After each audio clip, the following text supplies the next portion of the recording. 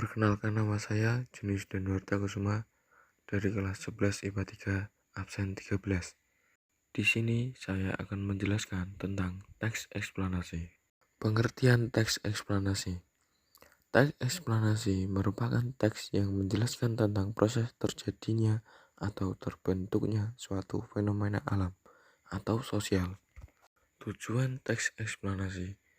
Tujuan teks eksplanasi untuk menyuguhkan informasi yang rinci terhadap para pembaca supaya bisa memahami mengenai suatu fenomena yang telah terjadi.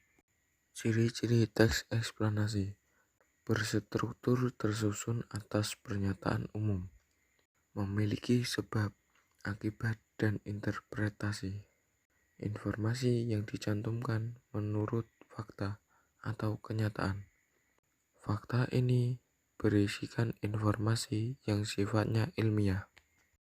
Struktur teks eksplanasi. Pernyataan umum. Pernyataan ini isinya mengenai sebuah topik yang akan dibahas, proses keberadaannya, dan proses terjadinya atau proses terbentuknya. Urutan sebab akibat pada bagian ini isinya mengenai rincian penjelasan proses terjadinya sebuah peristiwa yang disajikan dengan urut atau terhadap mulai yang paling pertama sampai yang terakhir. Interpretasi pada bagian ini isinya mengenai kesimpulan atau pernyataan mengenai topik yang sudah dijelaskan. Kaidah kebahasaan teks eksplanasi.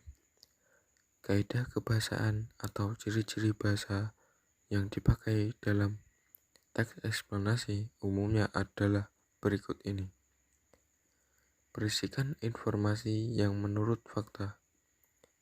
Menjelaskan informasi yang sifatnya ilmiah, sifatnya informatif dan tidak mencoba mempengaruhi pembaca untuk mempercayainya. Memakai sequential markers seperti pertama, berikutnya, terakhir, atau pertama, kedua, ketiga, dan lain-lainnya. Fokus kepada hal umum, bukan partisipan manusia, seperti tanah longsor, gempa bumi, banjir, hujan. Lebih sering menggunakan kata kerja, material, dan relasional.